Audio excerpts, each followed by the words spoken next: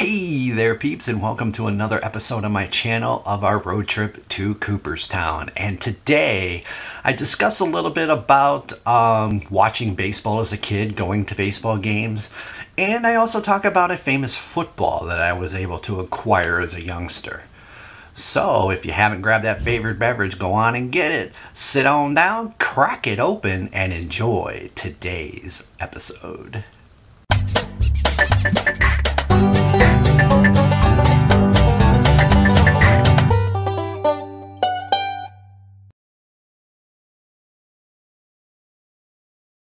I used to go to Brewers games when I was a kid. I used to go to Indians games, man. We would hop on the Rapid, or we would drive our bikes first to the Rapid. I'd have a $10 bill, drive our to the Rapid, which is like a train, just pretty much like a subway train, like you would see in New York. That's what it's called. They just called it a Rapid.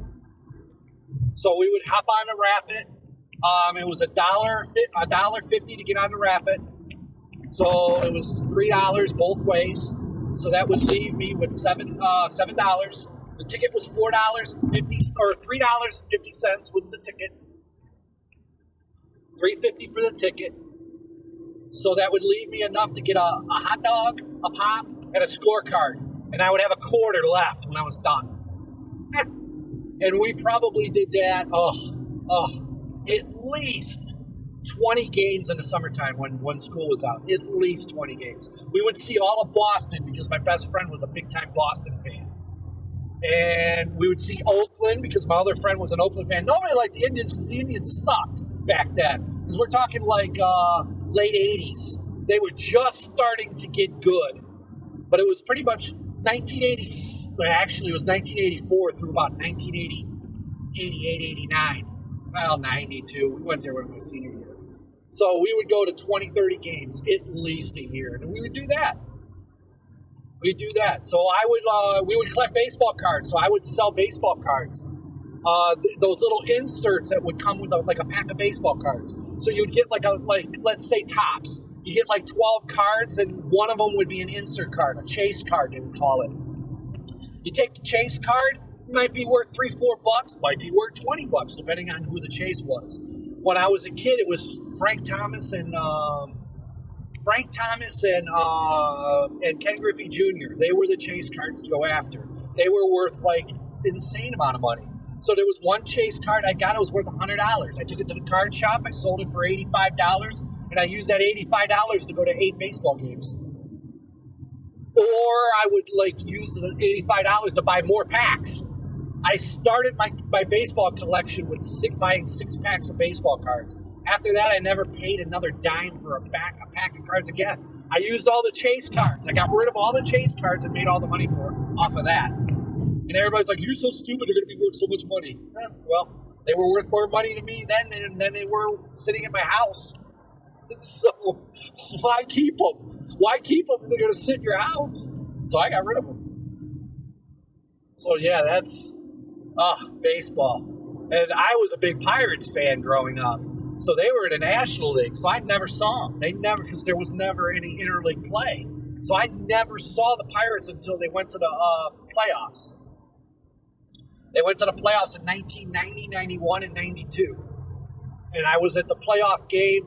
It was game 1 of the divisional series against, it was the Cincinnati Reds they played. What a experience.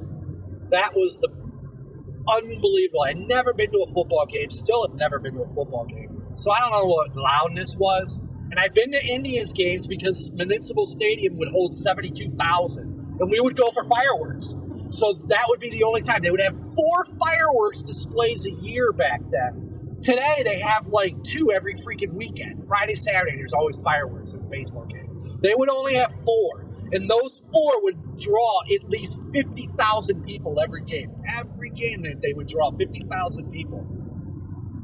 So we would get down there. The gates would open on the weekends 2 hours prior to game time, or 1.5 hours prior to game time, depending on it was a weekday. So we would get down there at 6 o'clock, and the game would start at 7:30. And they would open up the games at 6. We would give them their $3.50, and we would just sprint right to the freaking bleachers, and we would sit on the foul pole line, right on the wall. So we would have the seats right by the foul pole line on the wall. And my buddies would be, and at the time, the Indians would do their batting practice first, and then the road team would do their batting practice during the time when the people were allowed in the stadium. So when the people were in the stadium, you never saw the Indians. So you would always see the road team. And that was awesome to us because we didn't care about the Indians. We wanted to see all the road teams. So we used to make fun of them and like chant at them and scream at them. They would come out and give us like autographed ball. Like Mike Greenwell was like my buddy's favorite player of all time. Mike freaking Greenwell. And we used to call him Homer Simpson because he looked like freaking Homer Simpson. Bald head. He was like early 30s. He's got a freaking bald head. He looked just like freaking Homer Simpson. We would shout at him, "Come on, Homer!" And my buddy just loved it. He had his jersey. And during the 8th inning of the game, he walked over and handed him a freaking autographed ball because it was there all the time. We were there all the time. So they would play Boston, and that was before Interleague. So they used to be in the same division as Boston. So they would play Boston 6 times at home or 9 times at home. And we were in every game. Every game that Boston played, we were there. And Mike Greenwell played left field. So he was playing right in front of my buddy. So, yeah, I mean, the times.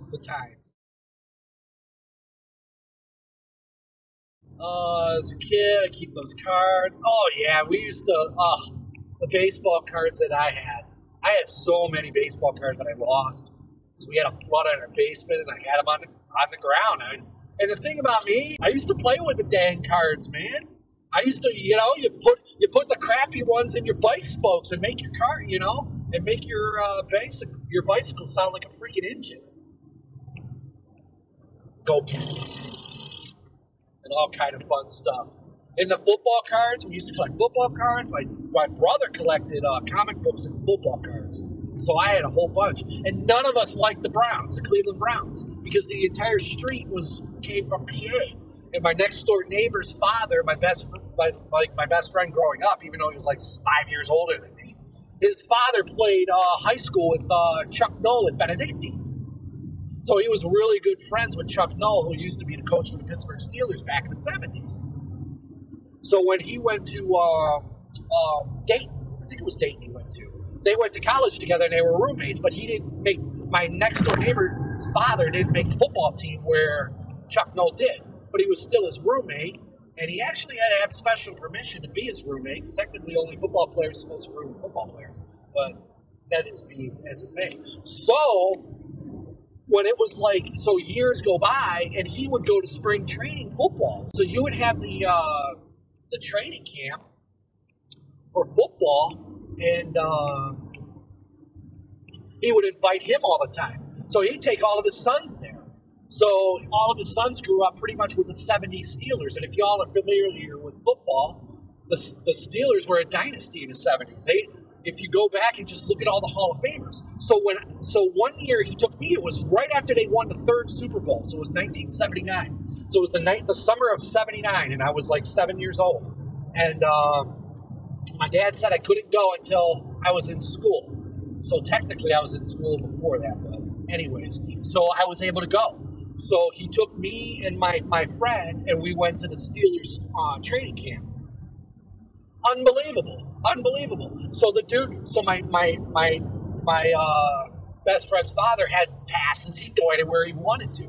So he got me a brand new football and told me, he hands me the football and tells me, hey, go around and get as many autographs as you can. Just go up to people and ask them. And I was real small, Tyke. I was small. So, 7 years old. Who's going to say no to me? And I had adorable eyes, and all that fun stuff. I could look real sad. So anyways, I just hand him the football and give him so I didn't know what the heck I was doing. So then you go flash forward 15 years down the line, and now when I'm starting to collect baseball cards and all this in the 86, 87, 88 range again, I go back and look at that football. Then I start looking at the football, and I start seeing whose names are on that football. Now, if anybody's familiar with football and anybody's got any audacity of what football is, I have a football with Mel Blount, Hall of Famer. The Mel Blount rule Whenever you know you're good, if the NFL has to make a rule because you're too dang good, and they have to make a rule to stop you because you're too good. So the Mel Blount rule was in effect, and that's changed. That changed football forever. We can talk about that later. But you got Mel Blount on there. You got Rocky Blyer, Franco Harris, Terry Bradshaw, Mean Joe Green, Lynn Swan, John Stallworth. You got Benny Cunningham. You got Elsie Greenwood. You got Donnie Shell. I would just name 10 Hall of Famers that are on that freaking football. Chuck Noll, might as well make it 11 Hall of Famers on that football. I mean, it's just unbelievable. And I have a football with over 30 signatures on it with 13 Hall of Famers. 13 Hall of Famers. I even got Art freaking Rooney, the old man Art Rooney, the original owner of the Steelers. I even got them on it. So it's just absolutely amazing. Absolutely amazing. But football wasn't my thing. I did play football, and I was too small because I was so small. But I was a center at 60 pounds because my next door neighbor taught me how to block. This was a block. That's what he played guard. He taught me how to block. He goes, it doesn't matter what your size is. It's just technique. And once you learn technique, yeah, eventually, somebody's going to be able to grab you and throw you 25 yards. But they have to take the time to grab you, pick you up, and throw you 25 yards. And by the time that happens, the running back can be right by. And he taught me that. That was his philosophy. He taught me on blocking. He says it's not all about knocking somebody on their butt. It's about keeping them from tackling the other person, no matter what you got to do. Whether you're knocking somebody on their butt or you're getting tossed like a rag doll, just make sure you get tossed like a rag doll the right way. So yeah, that was growing up. I mean, I just grew up with sports. All right, peeps, that's going to wrap up today's episode. If you liked it, please go on and hit that like button. If you haven't subscribed to the channel, go on and do that. Go take a peek at other things that are happening on the channel and all that fun stuff. And of course, thank you for your support. And as always, bye-bye, babies.